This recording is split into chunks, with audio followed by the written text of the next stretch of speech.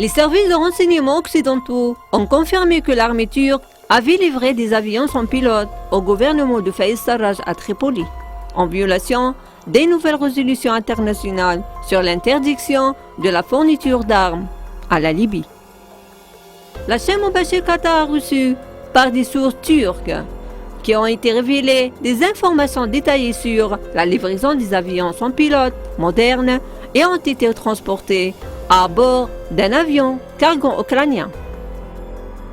Mubashir Qatar a reçu les premières images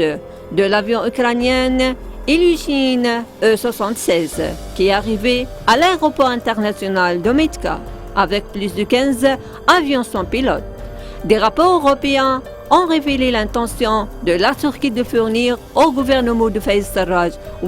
autres appareils de type Begda TB2, malgré le maintien de l'interdiction de l'embargo sur la fourniture d'armes à la Libye qui est imposé par le Conseil de la sécurité depuis 2011 dans les résolutions 1970-1973. Plus tôt en juin, l'armée libyenne a largué 4 avions de type Bagder turc alors qu'elle bombardait ses forces et d'autres sites civils, qui tuant un certain nombre de civils, y compris des victimes, enfants et des femmes dans la ville de Tahouna, au sud de la capitale Tripoli, pour leur soutenance à l'armée nationale libyenne. Le major général Ahmed Mismari, le porte-parole de l'armée nationale libyenne, a annoncé que l'armée de l'air avait détruit la principale salle de contrôle de l'aéronautique turque qui voulait à l'intérieur de la base aérienne de Metka à l'est de Tripoli.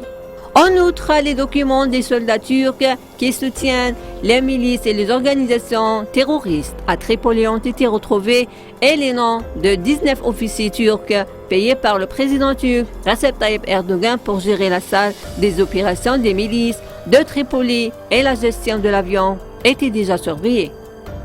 Le 10 juin, le Conseil de sécurité a prolongé à l'unanimité l'embargo sur